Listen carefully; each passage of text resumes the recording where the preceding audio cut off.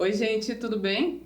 Estamos aqui para mais um programa Mais Unisociesc e o tema do programa de hoje é sobre vacinação. Estamos aqui com a professora e coordenadora dos cursos da área da saúde, Chádia do Amaral, e com a aluna Milena Fernandes. Sejam bem-vindas ao programa. E para a gente iniciar, então, contar um pouquinho para a gente sobre a história da vacinação, né? Como que começou? Então, para falar sobre a vacinação, a gente tem que começar a falar da varíola, né? A varíola foi uma das doenças mais letais da história e ela era constantemente pesquisada e observada pelos antigos, né? E daí o que aconteceu? A varíola começou a se espalhar mais durante a Rota da Seda, a época da Rota da Seda, e acabou chegando na Ásia. Lá na Ásia, eles começaram a ver formas de como combater a varíola ou como prevenir ela. Para isso foi criada uma das técnicas da época, que era a variolação. A variolação consistia em pegar os restos das pústulas, restos das crostas que formava a varíola nas pessoas, né? E macerar junto com sementes e aspirar. Então as pessoas acabavam contraindo a varíola de uma forma diferente, né? Para tentar fazer com que o corpo se acostumasse com a doença. Porém, era um procedimento que não é muito seguro, né? Não tinha muito embasamento científico, não tinha metodologia, então não era seguro. Porém, as pessoas ainda assim tentavam dessa forma ter um pouco de imunidade para poder não contrair a doença da forma severa, para não morrer da varíola. Então daí eles tentavam treinar o corpo para que ela possa não desenvolver a varíola e não morrer da varíola. Esse foi uma das principais técnicas utilizadas nessa fase da humanidade, né?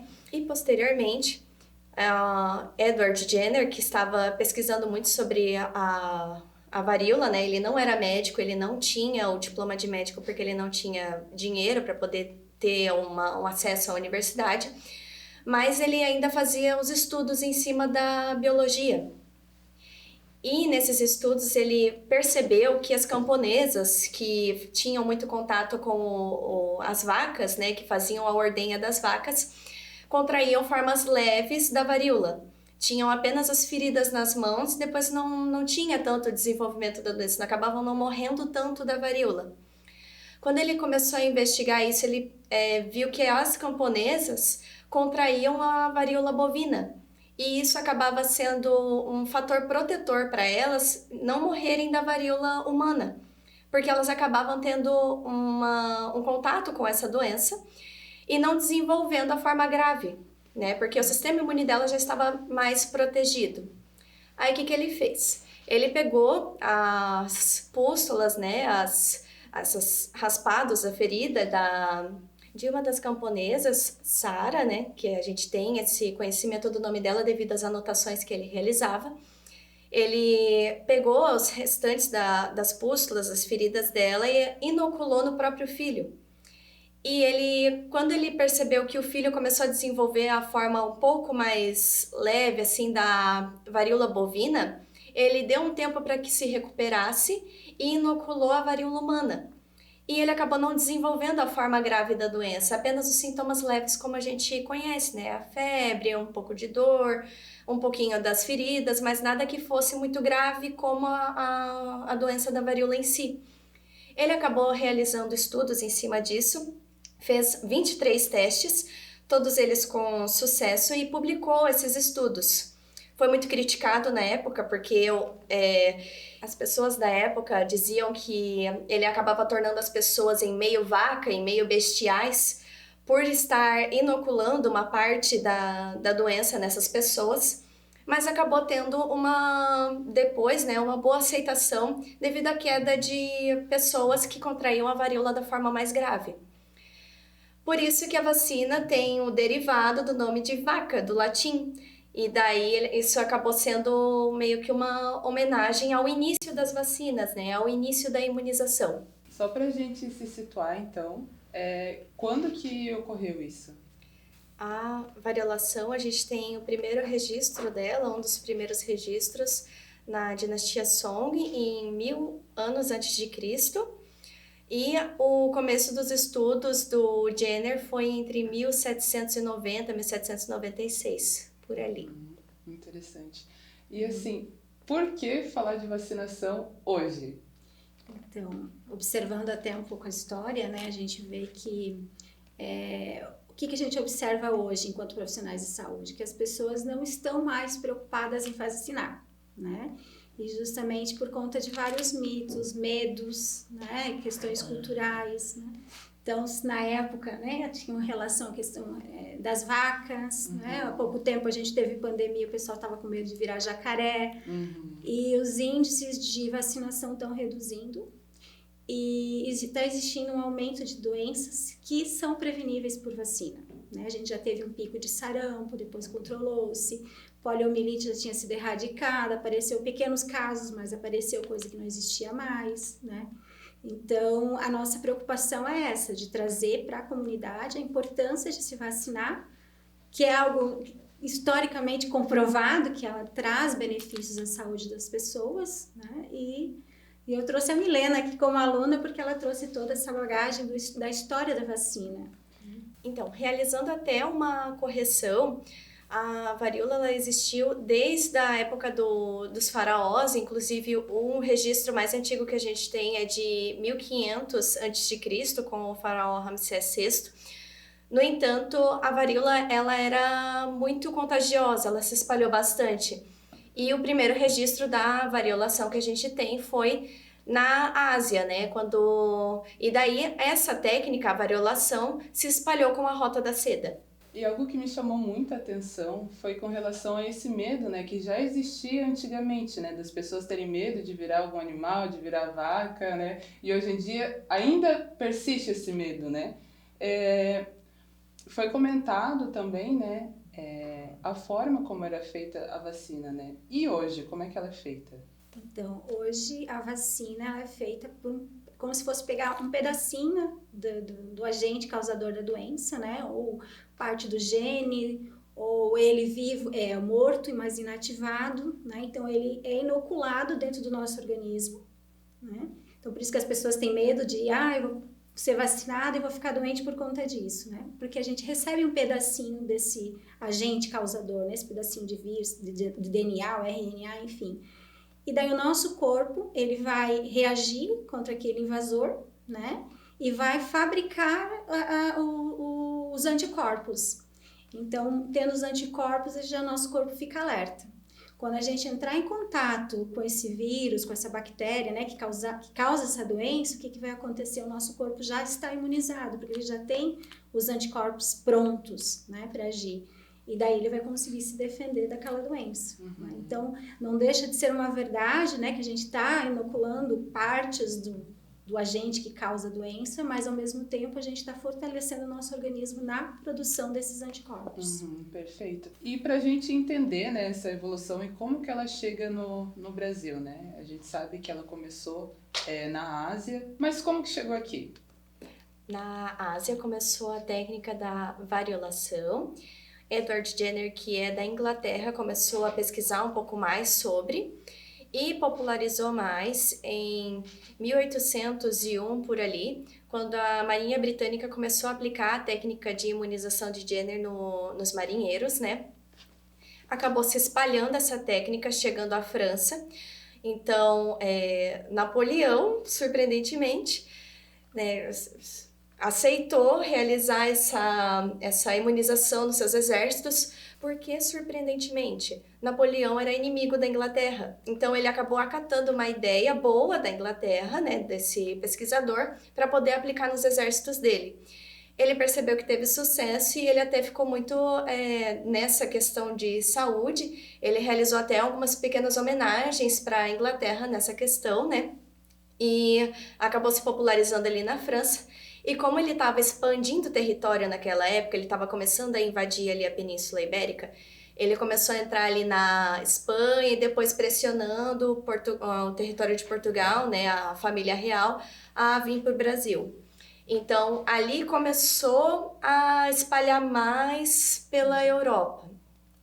Essa técnica foi levada antes, né, durante essa confusão que estava tendo ali na Europa, né, foi levada por Benjamin Waterhouse para os Estados Unidos. E daí nos Estados Unidos, em torno de 1800, enquanto estava tendo essa confusão ali na Europa, a Benjamin Waterhouse levou essa técnica de Jenner aos Estados Unidos e essa técnica se popularizou, né? A imunização se popularizou ali pelos Estados Unidos quando o presidente Thomas Jefferson levou a família e também se vacinou, né? Também realizou a imunização com a técnica de Jenner ainda.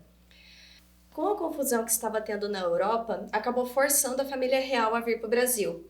Antes deles virem para cá, né, com a família real, o futuro imperador do Brasil, Dom Pedro, teve acesso a essa imunização. E isso acabou trazendo a técnica ao conhecimento dos portugueses que acabaram levando aqui para o Brasil. Tá, então a gente está entre o século XIX, quase chegando no século XX, né? Mas como que foi esse processo de evolução e quais foram as novas técnicas que foram surgindo? Então, com essa popularização da técnica do Jenner, outros pesquisadores começaram a investir tempo nisso, porque perceberam que era muito mais barato fazer o estudo sobre a prevenção da vacina do que tratar ela, e era muito mais eficiente, era muito mais eficaz em relação de reduzir mortalidade. Então, Louis Pasteur foi um pesquisador francês, né, muito conhecido pela técnica da pasteurização dos leites, né, que consiste basicamente em esquentar e resfriar lentamente para diminuir o tanto de bactérias. Ele também viu uma forma de fazer vacina, uma forma de reduzir a mortalidade de um vírus, né, de uma maneira diferente, né? Ele percebeu que conforme as culturas mais envelhecidas de uma bactéria, né? Ele estava pesquisando sobre a cólera aviária. A cultura, quanto mais envelhecida, menor a taxa de virulência, que significa que é menor a gravidade que essa doença acaba se manifestando no nosso corpo, permitindo com que o nosso corpo consiga combater ela sem sofrer muito dano. Então, ele viu essa forma de atenuação, que é uma técnica que foi refinada ao longo dos anos e que hoje a gente chama da atenuação dos vírus e bactérias para poder fazer as vacinas atenuadas. Professora, por que ainda existe tanta resistência à vacinação? A gente tem muita resistência, é uma questão muito cultural. Né? A população brasileira, em geral, elas preferem buscar atendimento depois que ficam doentes, né? Elas não têm a cultura de prevenção, né? Então, isso já é um ponto bem forte. Então, a vacina você vai tomar para se prevenir de doenças. As pessoas fazem o inverso, então, existe essa questão cultural.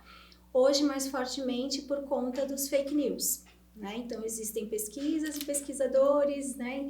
E as pessoas, e muita informação, e esse excesso de informação, as pessoas também não sabem qual o caminho mais certo para ter as respostas corretas, né? Então, a minha orientação é sempre procurar, na dúvida, procure um profissional da saúde para orientar corretamente sobre as vacinas. E agora a gente vai chamar o Felipe Rosa, que vai nos trazer mais informações. Olá, Melissa! Olá, pessoal de casa! Hoje estou aqui novamente, aqui no campus Anita Garibaldi, para trazer hoje para vocês 5 curiosidades sobre a vacinação.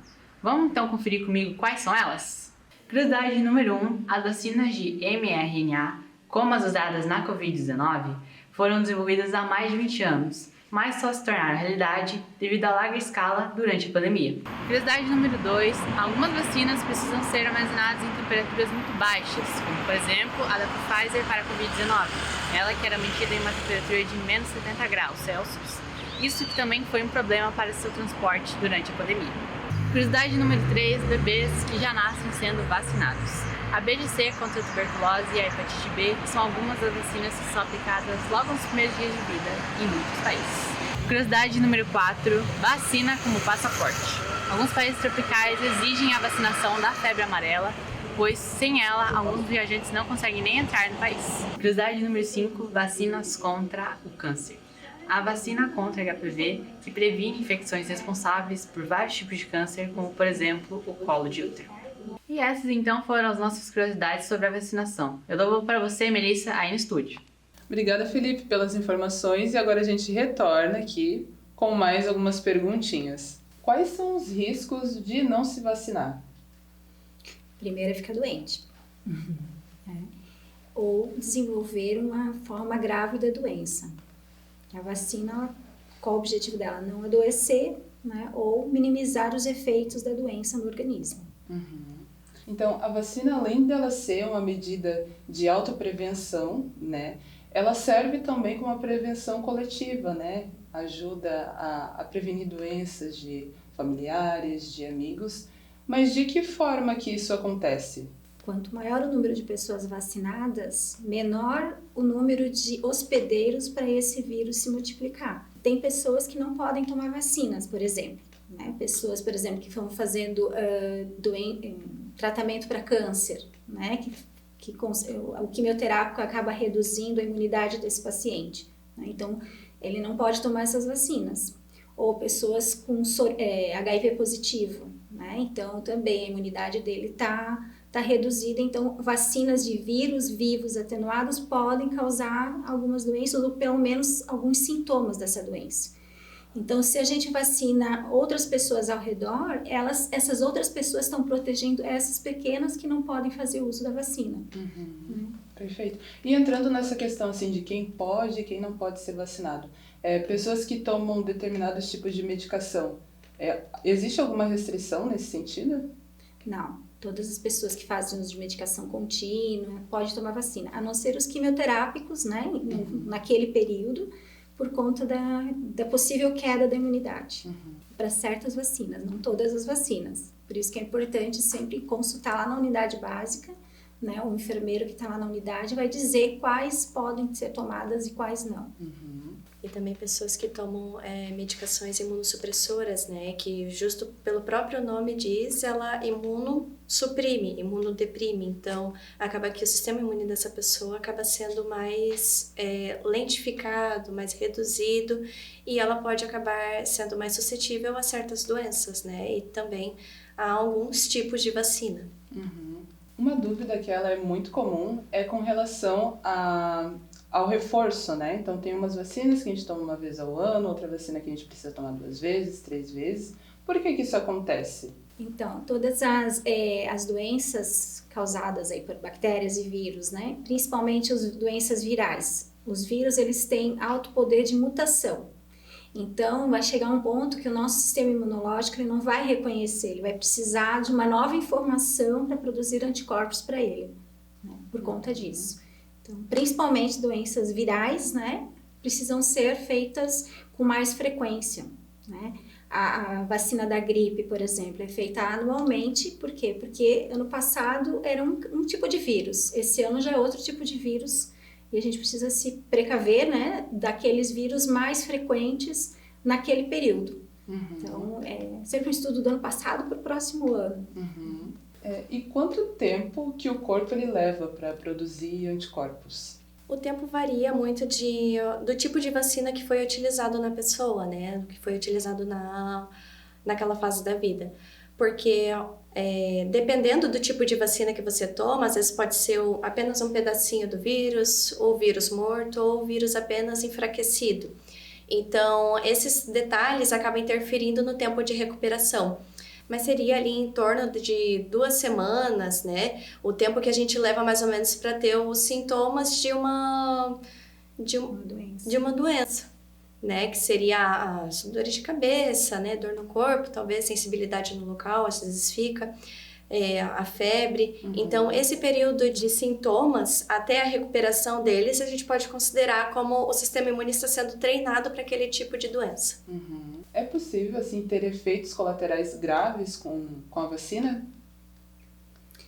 Difícil, né? Às vezes pode ter algum efeito se a pessoa tem alguma alergia a algum composto da vacina, ou algum estabilizante, algum conservante, né? Pode causar alguma reação mais grave, né? Só se tiver mesmo essas reações, né? Essas alergias a algum componente. E por que algumas pessoas têm efeitos colaterais e outras não? Vai depender muito do estado, da situação imunológica da pessoa. Tem pessoas que têm mais facilidade de desenvolver essas reações, né? Porque é o tempo do ativo entrar no organismo e causar uma reação inflamatória. Então, tem pessoas que vão ter essa reação mais rápida do que outras. É relativo, né? É relativo. E quais que são as reações esperadas após a vacina? Seria a vermelhidão, dor no local, né? Uma febre mais leve, alguma dor de cabeça, dor no corpo, aquela sensação mais de moleza, mas de uma forma leve, né? Então, não é necessário medicações para aliviar esses sintomas, pois isso acaba atrasando o sistema imunológico de produzir o que ele tem que produzir, que são os anticorpos para aquela reação inflamatória. E a vacina da Covid? Muita gente, na época e até hoje ainda, né, aponta alguns efeitos colaterais. Existe alguma confirmação em relação a isso? Bom, de efeitos colaterais, todos os medicamentos imunobiológicos sempre vão ter alguns efeitos adversos, né? Então, sobre a vacina do Covid especificamente, né? Claro que a mídia falou muito a respeito dos efeitos colaterais, né? Os efeitos adversos, das sequelas pós-vacinação, mas a gente tem que pensar no risco-benefício, né? Assim como outros medicamentos, outros imunobiológicos sempre têm o risco de desenvolver algum evento adverso, né? Um efeito colateral, mas qual é o benefício, né? De você não desenvolver a COVID ou desenvolver de uma forma mais branda. Então significa que as pessoas elas podem se contaminar mais de uma vez, né? Podem, dependendo também do agente etiológico, né, do agente causador, né? Por exemplo, doenças virais, né? Como a gente comentou, os vírus eles sofrem mutações, existem várias variantes, né, das doenças. Então é muito comum a gente ouvir, por exemplo, né, tomei vacina da gripe, tive gripe, né? Mas existem vários vírus causadores de gripe, né? Aquela vacina que você tomou é para uma determinada uma espécie, né? Um tipo, né? de vírus, aqueles que mais são de maior virulência, que são mais graves, né? Então você pode ter uma gripe, mas não é aquela que vai deixar você mal, que vai levar a uma internação, uma complicação maior. A gente entende como forma grave de alguma doença quando ocorre uma internação, quando ocorre a necessidade de procedimentos mais invasivos para a sobrevivência daquela pessoa, para a recuperação daquela pessoa. Então, às vezes a pessoa toma a vacina, acaba tendo alguns sintomas um pouco mais acentuados e acha que aquela foi a reação grave, mas a reação grave é aquela que leva você ao hospital. E uma última pergunta, que na verdade é uma curiosidade, né? Pessoas que vêm de fora, elas questionam muito o porquê que algumas vacinas elas não são no braço. A gente aqui em Santa Catarina, realmente, a gente tem não é costume, né? Isso faz parte do nosso protocolo. A gente faz a administração na região do Rostetter, né? Que é um músculo maior, tem menor número de vasos sanguíneos, nervos, então o risco de você lesionar um vaso sanguíneo é bem menor, né? A dor também é menor. E também não prejudica a criança, no caso, ou o adulto, né, no caminhar, no deambular. Você faz, às vezes a criança é feito na perninha, né? A criança faz na perna, daí a criança não anda, né?